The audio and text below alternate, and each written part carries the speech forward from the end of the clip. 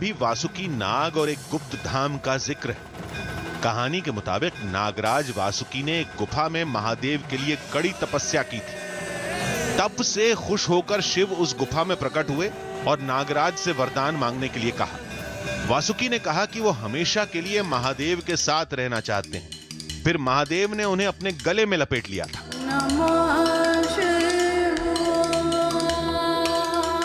इन कहानियों के साक्ष्य, इन कहानियों के प्रमाण कहते हैं आज भी सतपुड़ा की इन वादियों में, सतपुड़ा के इन पहाड़ों में मौजूद है। लेकिन उस कहानी तक, उस रहस्य तक आपको पहुंचाने के लिए हमें सतपुड़ा के इन पहाड़ों, सतपुड़ा की इन वादियों का हैरत अंगेज और रोचक सफ़र करना पड़ेगा।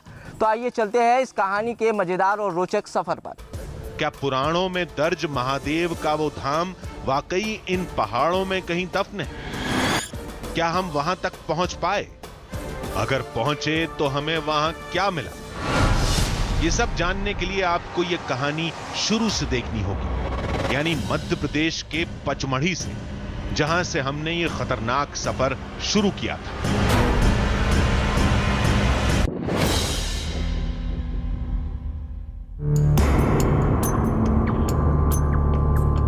पचमढ़ी पहुंचकर हमने सबसे पहले महादेव के उस रहस्यमयी धाम के बारे में लोगों से जानकारी ली।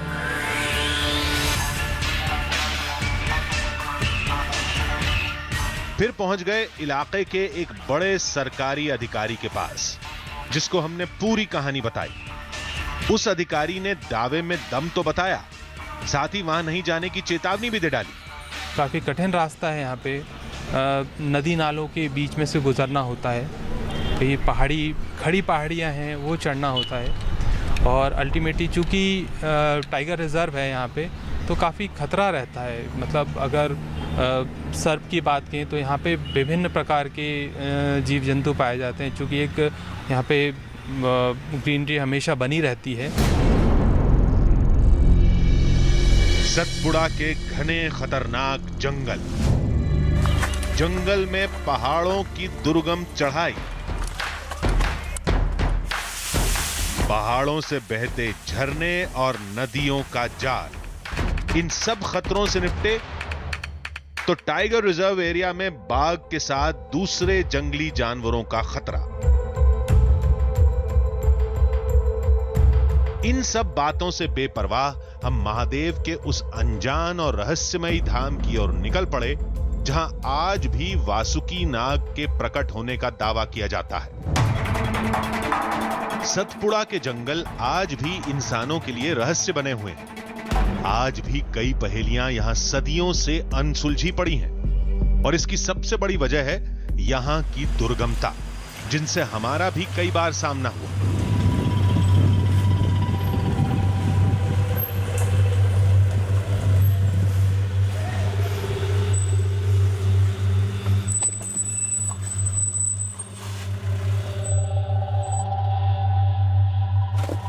टेढ़े मेढ़े रास्तों से होते हुए हम इलाके की आखिरी इंसानी बस्ती तक पहुंचे।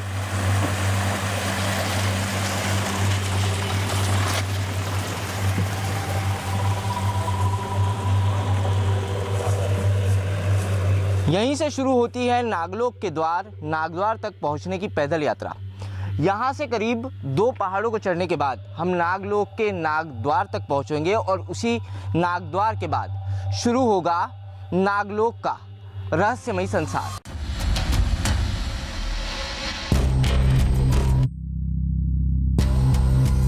हमने खतरे का अंदाजा लगाए बगैर पहाड़ पर और ऊपर चढ़ने का फैसला ले लिया, और यही बात हमारे लिए खतरनाक साबित हुई।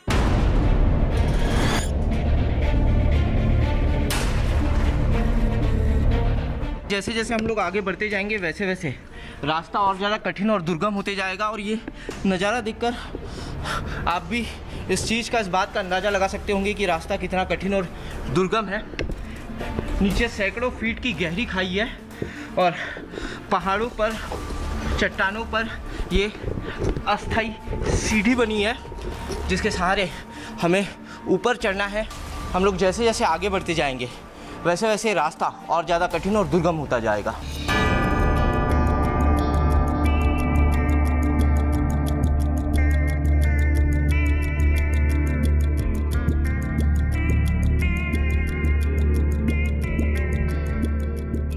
इन रास्तों को देखकर हमें भी पता चल गया कि महादेव के उस गुप्त धाम को लेकर लोगों के पास ज्यादा जानकारी क्यों नहीं।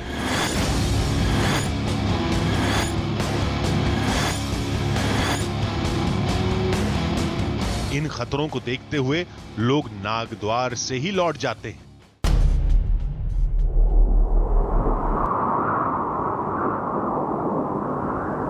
पहाड़ पर चढ़ाई के दौरान हम एक ऐसे मोड़ पर पहुंच गए जहां से लौट जाने का मन करने लगा, लेकिन हमने तो कुछ और ही ठान कर सतपुड़ा के जंगलों में कदम रखा था।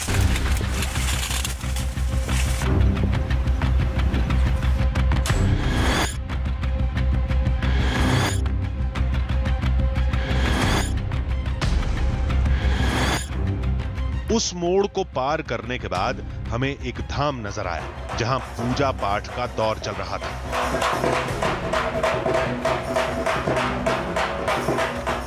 ये शिव मंदिर तो था, लेकिन हमारी मंजिल ये नहीं थी। हमें तो इससे भी काफी आगे जाना था। लोगों ने बताया कि इंसानी पहुंच बस इसी मंदिर तक है। इससे आगे टाइगर रिजर्व का कोर एरिया शुरू हो जाता है, इसलिए आगे बढ़ने की हिम्मत कोई नहीं जुटा पाता। खतरनाक रास्ता है ना, पहाड़ इतना पूरा ऊंचा पहाड़ है, खड़ी चढ़ाई है और रास्ते में एक दो शेर की गुफाएं भी है और बहुत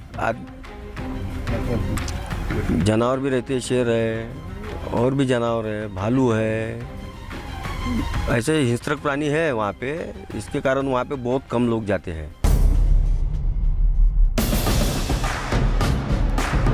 साथ में यह भी बताया गया कि नाग देवता उसी को नजर आते हैं जो उन खतरों को उठाते हुए महादेव के उस गुप्त धाम तक पहुंचता है।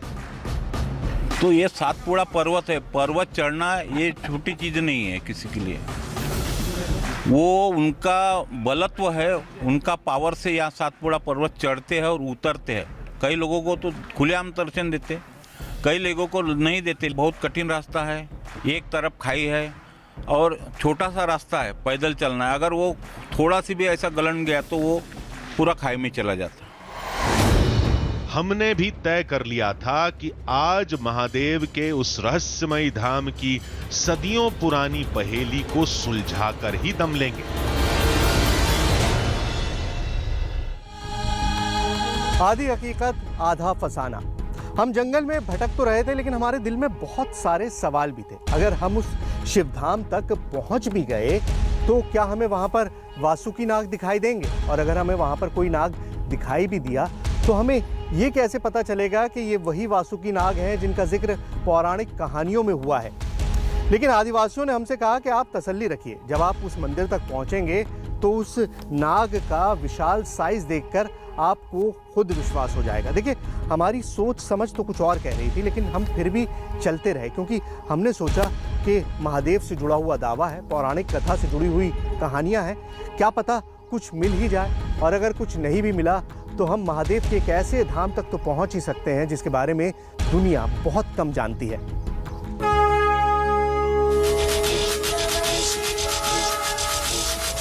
महादेव का वो रहस्यमयी धाम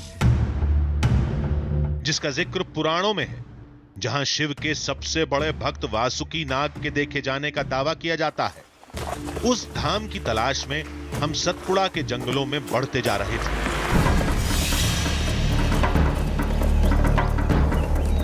हमें कुछ गुफाओं के बारे में बताया गया था। लोगों ने कहा था कि उनकी तलाश करते करते शिव के उस अद्भुत लोक तक पहुंचा जा सकता है। रास्ते में फॉरेस्ट गार्ड से मुलाकात हुई। हमने रास्ता पूछा तो उसने आगे के खतरे के बारे में आगाह कर दिया। अकेले जाने जान का खतरा है जी। पश्चिम दौर की गुफा, यहाँ आसपास कोई गुफा है? एक पश्चिम दौर की गुफा जिसे कहा जाता है, कहाँ है जी? आगे पे है सर, यहाँ से आगे आगे। बोलो ना, इधर जाना, इधर ही जाना। जीपीएस से मदद लेकर हम जंगल में आगे बढ़े।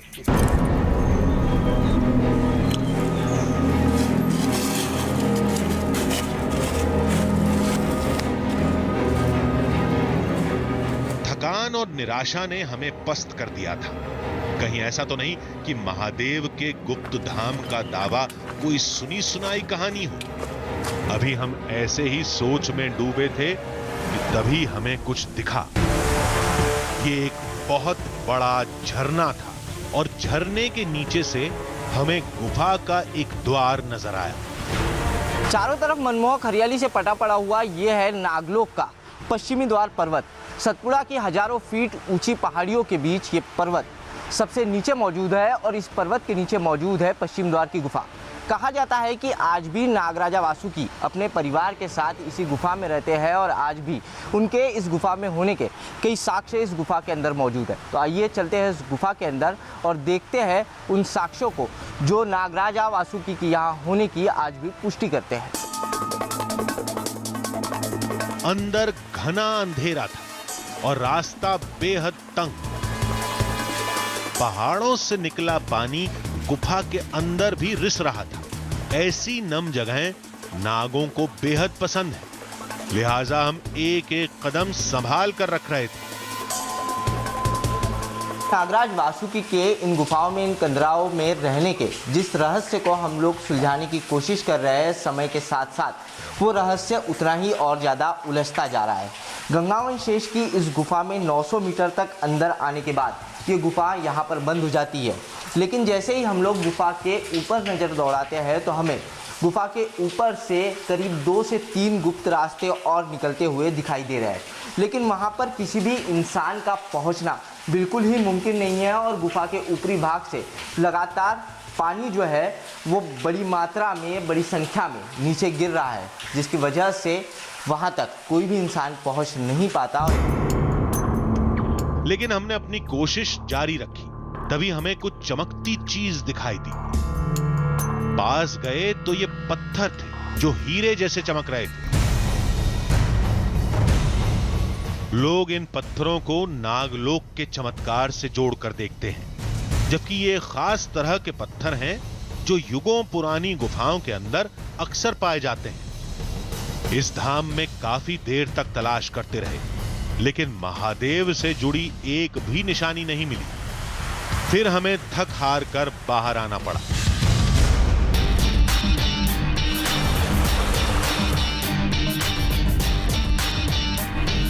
हम आसपास की कई और गुफाओं में भी गए, लेकिन हमें न कोई नाग दिखा और न ही नागलोक से जुड़ा कोई बड़ा सबूत। एक के बाद एक मिल रही असफलताओं ने हमें तोड़कर रख दिया था। हम अब लौटने के बारे में सोचने लगे थे, तभी एक आदिवासी हमसे टकराया जिसने महादेव के एक ऐसे धाम के बारे में बताया जहां सैकड़ों सांप रहते हैं। उनमें एक बहुत बड़ा नाग भी है जिसे लोग नागराज के नाम से पुकारते हैं। यहाँ पे नागराज रहते हैं और बहुत जहरीले सर्प रहते हैं। राजगिरी की पहाड़ी में नागराज है? जी, पहाड़ी भी है, वहाँ गुफा भी है सर। अच्छा, तो गुफा के अंदर भी रहते हैं, पहाड़ी में कम रहते हैं, लेकिन गुफा के अंदर मिलते हैं। कितनी बड़ी गुफा है सर? गुफा बहुत बड़ी है। अच्छा, बहुत अंदर जाना पड़ता है, एकदम अंधेरा है एरिया अंदर, और कहते हैं कि बिना टार्च के नहीं जा पाएंगे। नागराज का दरबार वहीं लगता है? जी सर जी। क्या कैसा है, क्या लगता है, कैसा है? अब सर जी देखने से पता लगेगा, बाकी बहुत बुरा लगता है, देखने से भयानक लगता है, डर लगता है वहाँ पर।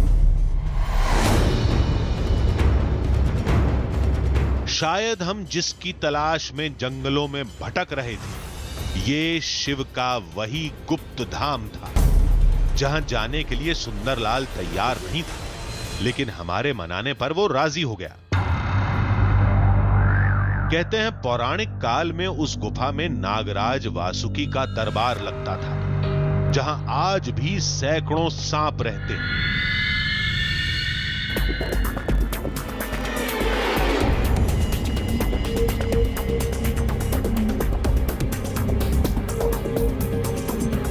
लेकिन चंद कदम चलते ही एहसास हो गया कि वहां पहुंचना कोई बच्चों का खेल नहीं। एक बार तो हम गहरी खाई में गिरते गिरते बचे। हमने किसी तरह खुद को संभाला और जान बचने पर राहत की सांस ली।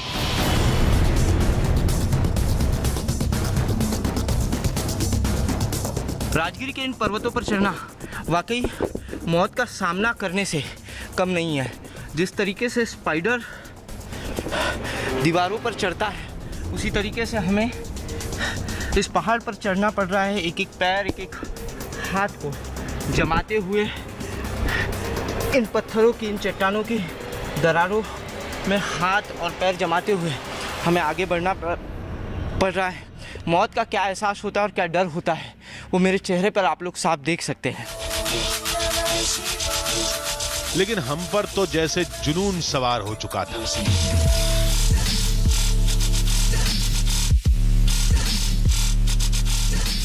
अब कितनी भी मुसीबतें आए, हम नागलोक के उस राज दरबार तक पहुंचकर ही दम लेंगे।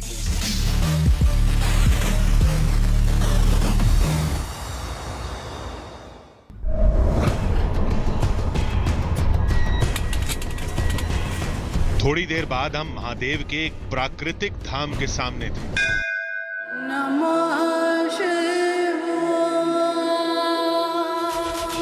जहां मिट्टी के सैकड़ों स्वयंभू शिवलिंग थे।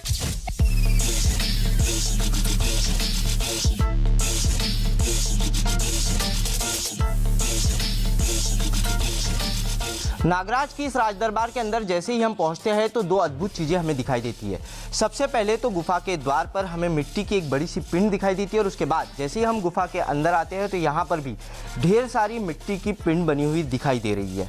ये गुफा पिछले 1 साल से बंद है। ये सतपुड़ा का टाइगर रिजर्व इलाका है। इंसानों के लिए सिर्फ सावन के मेले में 14 दिनों के लिए खुलता है और पिछले 1 वर्ष से इस गुफा में ये पिंड बनी रहना बिल्कुल स्वाभाविक नहीं है। इन पिंडों के साथ सबसे ज्यादा हैरत में डालती है ये आकृति, जो बिल्कुल फन निकाले किसी नाग की तरह थी। लोगों के मुताबिक ये नाग गुफा का प्रहरी है। इससे आगे इंसानों का जाना मना होता है।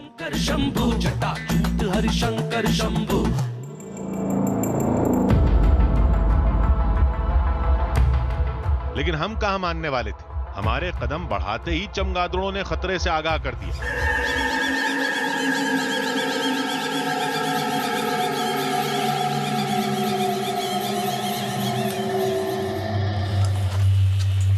फिर संभलते हुए थोड़ा और अंदर गए। आगे एक रास्ता नजर आया, लेकिन स्थानीय आदिवासी सुंदरलाल उस जगह से 1 इंच आगे बढ़ने के लिए तैयार नहीं हुआ। सर आप जाओगे जा सकते हो, मैं जाऊंगा क्योंकि मुझे डर लगता है। अंदर है क्या? सर अंदर ना इसके अंदर नहीं जाते। अरे थोड़ा अंदर तो चलिए, हम लोग है ना आपके साथ है। अरे तो हम लोग साथ में है, क्या होगा? नहीं मैं कभी गया नहीं, मैं जाऊंगा नहीं। हम यहां तक इसलिए पहुंचे थे क्योंकि हमारे साथ एक स्थानीय आदिवासी था। अब उसके साथ छोड़ने से हम भी थोड़ा डर गए थे। नागराज का दरबार मानी जाने वाली इस जगह से जैसे ही हम लोग आगे बढ़ते हैं तो हमें अंदर जाने का एक और रास्ता दिखाई देता है। लेकिन इस रास्ते पर आगे बढ़ने से हमारे साथ आए स्थानीय आदिवासी युवक ने साफ मना कर दिया है। उसका कहना है कि इस जगह से अंदर जाने पर हमें वो जगह दिखाई देती है जहाँ पर नागराज वासुकी बसते हैं, रहते हैं। लेकिन अंदर काफ़ी खतरा है, अंदर काफ़ी जहरीले सांप है, जिस वजह से वो हमारे साथ नहीं आएगा। डर हमें भी काफ़ी लग रहा है क्योंकि हमारे पास भी कोई ऐसे उपकरण नहीं है, सुरक्षा के कोई उपकरण हमारे पास नहीं है। इसके अलावा हमारे पास जितने लाइट्स है उसमें हम इस गुफा के अंदर बमुश्किल 1 से 1.5 मीटर ही देख पा रहे हैं। उसके आगे बिल्कुल इनविजिबिलिटी है। ऐसे में इस गुफा के अंदर जाना बिल्कुल मौत को दावत देने के बराबर होगा। लेकिन उसके बावजूद हम लोग एक कोशिश करेंगे इस गुफा के अंदर जाने की। अंदर अंधेरे में कुछ नहीं सूझ रहा था। ऐसे में न जाने किस कोने से कोई सांप आकर पैरों से लिपट जाए, ये सोचकर हमारे रोंगटे खड़े हो गए। ऐसे में हमने अपना रुख बदला और वहां से बाहर आ गए। शायद महादेव के इस गुप्त धाम के रहस्य को सुलझाने के लिए और बड़े औजारों की जरूरत थी जो हमारे पास नहीं थे। कड़ी मेहनत के बाद हमने शिव के उस गुप्त धाम को खोज तो लिया था। अगर यहां कोई विशाल नाग होता तो हमें उसकी आहट जरूर मिलती। हमने किसी साए तक को नहीं देखा। आदिवासी कहते हैं कि उन्होंने सावन के महीने में अक्सर इस गुफा में वासुकी नाग को देखा है। कोई भी इंसान यहां आकर नागराज के दर्शन कर सकता है, लेकिन हमें इस गुफा में ऐसा कुछ नहीं मिला। अब इसके दो मतलब हो सकते हैं। पहला कि हमें गुफा में नाग न मिलना एक इत्तेफाक हो, और दूसरा कि उस गुफा में नाग का दिखाई देना सिर्फ लोगों का वहम। वैसे भी ऐसे जंगल में, इन पहाड़ों पर, इन गुफाओं में नाग का होना कोई बड़ी बात नहीं है। बहुत मुमकिन है कि पौराणिक कथाओं की आस्था में यहां के लोग किसी भी सांप को ही वासुकी नाग समझते हों। इस पड़ताल के बाद हम यहां से जुड़े दावों को जरूर खारिज कर सकते हैं, लेकिन किसी की आस्था को खारिज करना जायज नहीं है।